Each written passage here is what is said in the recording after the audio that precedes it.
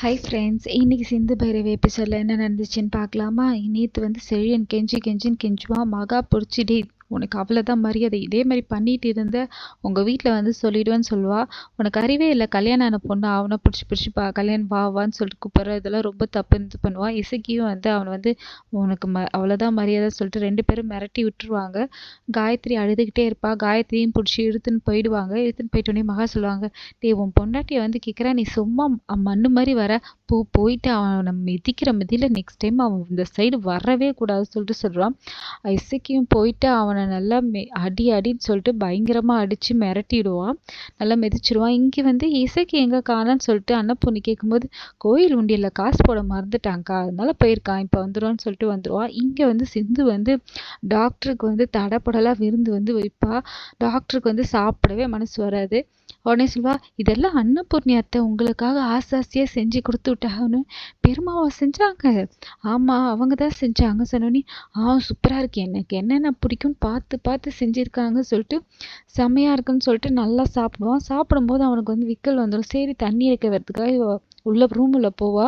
போன கேப்பில் வந்து ஸ்னேகா வந்துட்டு கண்ணா பண்ணா திட்ட ஆரம்பிச்சிருவா. அங்கே பேஷண்ட்ஸ் எல்லாம் இருக்காங்க, டியூட்டி டைமில் போயிட்டு நீ சாப்பிட்டுட்டு இருக்க, உனக்கு கொஞ்சம் கூட அறிவில்லைன்னு சொல்லிட்டு பயங்கரமாக கண்ணா பண்ணான்னு திட்டிடுவா. இதெல்லாம் கேட்ட உடனே சிவாக்கு வந்து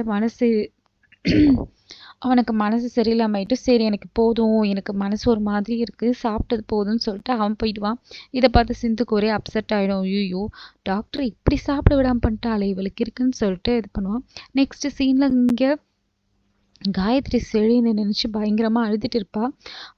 பைரவியும் ஆறுமுகமும் வந்து என்னாச்சு காயத்ரின்னு கேட்கும்போது அவன் நடந்ததெல்லாம் சொல்லுவா. எனக்கு இந்த கல்யாணம் சுத்தமாக பிடிக்கவே இல்லை, எனக்கு செழின்னு கூப்பிடும்போது என்ன சொல்கிறதுனே தெரியலண்ணா, என்னால் முடியல, எனக்கு ரொம்ப மனசு கஷ்டமாக இருக்கு, ஆனால் என்னால் இந்த கல்யாணத்தை ஏற்றுக்கவே முடியாது, நான் அவசரப்பட்டு தப்பான முடிவு எடுத்துட்டேன் நானே, இப்போ எனக்கு என்ன பண்ணுறதுனே புரியலன்னு சொல்லிட்டு பயங்கரமாக அழுவா.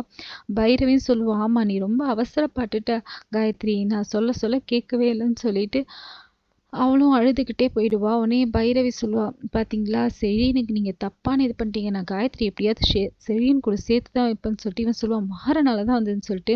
முட்டாள் மாதிரி பேசாத, இன்னமும் மாறன் கடத்திட்டான், இதெல்லாம் மாறன் வேலை இல்லை, இசக்கி வேலை தான், இதெல்லாம் நான் கண்டுபிடிச்சி செழியன் கூட காயத்ரியை சேர்த்து வைப்பேன்னு சொல்லுவா. அதெல்லாம் எப்படி முடியும், இதெல்லாம் அவள் பழகிக்க தான் வேணும், வேற வழி இல்லை, எல்லாம் என்னால் தான் வந்துச்சுன்னு சொல்லிட்டு இவன் ஃபீல் பண்ணிட்டு போவான். பைரவிக்கு என்ன பண்ணுறது தெரியாது. இங்கே ஸ்னேகா வந்து பீஸா சாப்பிட்டுட்டு ஜாலியாக எனக்கு ஒரு ஜூஸ் சொல்லுன்னு சொல்லுவா. இதை பார்த்தோன்னே சிந்து கடுப்பாவா. அவரை சாப்பிட விடாமல் பண்ணிட்டு இங்கே நீ மட்டும் ஜாலியாக சாப்பிட்றியா, இரு உனக்குன்னு சொல்லிட்டு பெட்ஷீட் எடுத்துன்னு வந்து அவளை போத்தி ஸ்டிக்காலே அடின்னு பயங்கரமாக அடிச்சிருவா. அவளும் யாருன்னு கேட்பா. இவ பயங்கரமாக நல்லா ஸ்டிக்கால் வச்சு வெளுன்னு வெளுத்துருவா. அதுக்கப்புறமேட்டு வெளுத்துட்டு இவங்க கூலாக கேஷுவலாக போயிடுவாங்க. வழியில் வரும்போது நர்ஸு வந்து பார்த்துரும் இவளை. பார்த்துட்டு இவ நர்ஸ் வந்து போயிட்டு தான், மேடம் யாரும் என்னாச்சுன்னு சொன்னோன்னே, என்னை யாரும் ஸ்டிக்கால் பயங்கரமாக அடிச்சிட்டாங்க, யாரையாவது பாத்தியா நீன்னு கேட்பா.